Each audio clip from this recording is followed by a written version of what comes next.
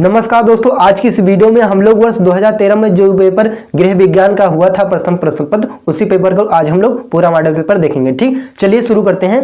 देखिए दोस्तों, यहाँ पर हमारा प्रश्न दिया गया है बहुविकल्पीय प्रश्न। ठीक, यहाँ पर लिखा हुआ है दोस्तों, निम्नलिखित प्रश्नों के सही उत्तर छांटकर अपनी उत्तर पुस्तिका में लिखिए। तो दोस्तों पहला प्रश्न है, रक्त का कौन सा कण रक्त जमने में सहायक होता है? तो दोस्तों पहला ऑप्शन है लाल रक्त कण, दूसरा ऑप्शन है बा श्वेत रक्त कण, तीसरा ऑप्शन है प्लेटलेट्स और चौथा ऑप्शन है इनमें से कोई नहीं। ठीक है दोस्तों, तो दोस्तों आप लोग कौन सा ऑप्शन सही है आप लोग किसी टेनिया से की सहायता से लेकर आप लोग इस टिक लगा लीजिएगा। ठीक है, चलिए प्रश्न क्रमांक अगला बढ़ते हैं। दूसरा लिखा हुआ है दोस्तों, अचल अस्थि संधि शरीर में कहाँ पाई जाती है? पहला ऑप्शन है चेहरे में, दूसरा ऑप्शन है कलाई में, तीसरा ऑप्शन है कपाल में और चौथा ऑप्शन है कोहनी में। ठीक, तो ये भी आप लोग टिक लगा लीजिए किसी टेनिया की सहायता से।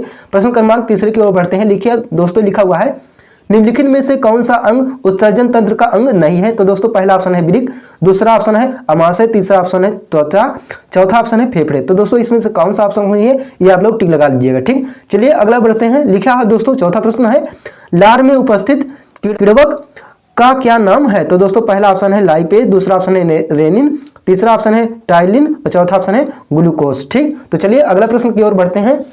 लिखा हुआ है दोस्तों, पांचवा प्रश्न है हमारा, रेबीज का लक्षण कौन सा है? पहला ऑप्शन है उल्टी होना, दूसरा ऑप्शन है पानी से डरना, तीसरा ऑप्शन है दस्त होना, चौथा ऑप्शन है जाड़े से कांपना। तो दोस्तों ये कौन सा ऑप्शन सही है आप लोग टिक लगा लीजिएगा। ठीक, चलिए प्रश्न क्रमांक अगला की ओर बढ़ते हैं। देखिए दोस्तों, अगला हमारा प्रश्न है अति लघु उत्तरीय प्रश्न। ठीक, तो दोस्तों इसका दूसरा प्रश्न है, दांत के कौन कौन से 3 भाग होते हैं? ठीक, दूसरा प्रश्न है हमारा तीसरा प्रश्न है, यानी तीसरा प्रश्नोत्तर नंबर है, लिखा हुआ है हीमोग्लोबिन का क्या कार्य है? चौथा प्रश्नोत्तर नंबर है, रतौंधी रोग से क्या तात्पर्य है, इसका क्या उपचार है? पांचवा प्रश्न है, लिखा हुआ है खाद्य पदार्थों में कौन कौन से पोषक तत्व पाए जाते हैं?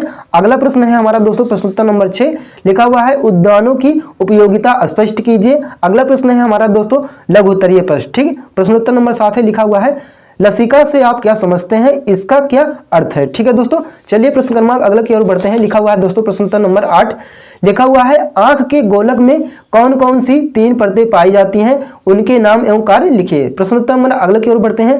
लिखा हुआ है दोस्तों प्रश्नोत्तर नंबर 9, लिखा हुआ है गर्भाधान क्रिया का सामान्य परिचय दीजिए। प्रश्नोत्तर नंबर अगले की ओर बढ़ते हैं। लिखा हुआ है 10, लिखा हुआ है महानगरों में गंदी बस्तियों का विकास क्यों अधिक हो रहा है? प्रश्नोत्तर नंबर अगले की ओर बढ़ते हैं। चलिए, लिखा हुआ है संवातन के प्रमुख साधन लिखिए। प्रश्नोत्तर नंबर अगले की ओर बढ़ते हैं। दोस्तों लिखा हुआ है दीर्घ उत्तरीय प्रश्न। ठीक, इसका दोस्तों प्रश्न है 12वां नंबर, लिखा हुआ है पाचन तंत्र के विभिन्न अंगों का सचित्र वर्णन कीजिए, यानी दोस्तों चित्र सहित वर्णन करना है आपको। ठीक, यहाँ पर अथवा दे दिया है, यानी दोस्तों अगर आपको ये प्रश्न नहीं आता आप इसको कर सकते हैं। लिखा हुआ है दोस्तों पाचन तंत्र में कार्बोहाइड्रेट, प्रोटीन तथा वसा के पाचन का विस्तृत वर्णन कीजिए। ठीक है दोस्तों, चलिए प्रश्न क्रमांक अगली की ओर बढ़ते हैं।